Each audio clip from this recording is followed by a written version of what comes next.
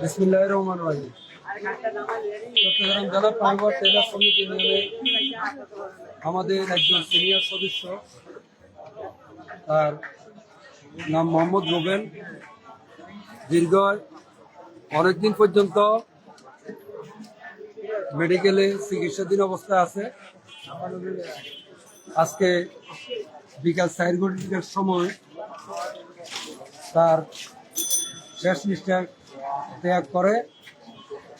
তার ইসলামী হাসপাতালে তার মরহমের জানাজা আমাদের লোয়ারপুল থেকে একটু বামে আসলে করসিন থেকে যে মসজিদটা আছে ওইখানে 11:15 আর জানাজা অনুষ্ঠান হবে।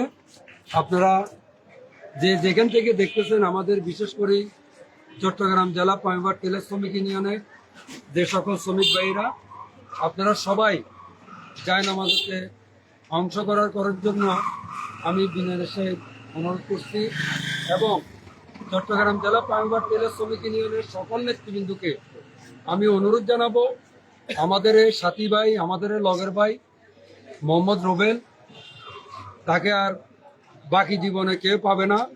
আপনারা তার যেই পরিবার পরিজন এখানে আছে তাদের সাথে কথা বলে আমাদের সংগঠনের যে মৃত্যু তহবিলের এবং দাফন কাফনের যেগুলো আছে এগুলো আমরা যেন দিতে পারি, তাদের সাথে একটু আমরা কথা বলে যাব।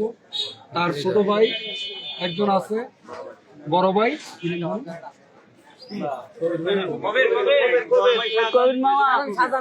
বড় ভাই শাহজাহান, মেজু ভাই মোহাম্মদ কবির ভাই, ওনারা যেহেতু আমাদের সংগঠনের সদস্য, অবশ্যই ওনারা ইনশাল্লাহ আমাদের সাথে যোগাযোগ করবে। ওনার বড় ভাই এখানে উপস্থিত হয়েছে। ইনশাল্লাহ আমরা সবাই জায়গা থেকে আমাদের জয়েন্ট সেক্রেটারি হাসান মাহমুদ ভাই আসছে, এখানে আমাদের বন্ধ পরিষদ টিভু আছে, টিয়াস আছে, আরো নেতৃবৃন্দরা ইনশাল্লাহ আসতেছে।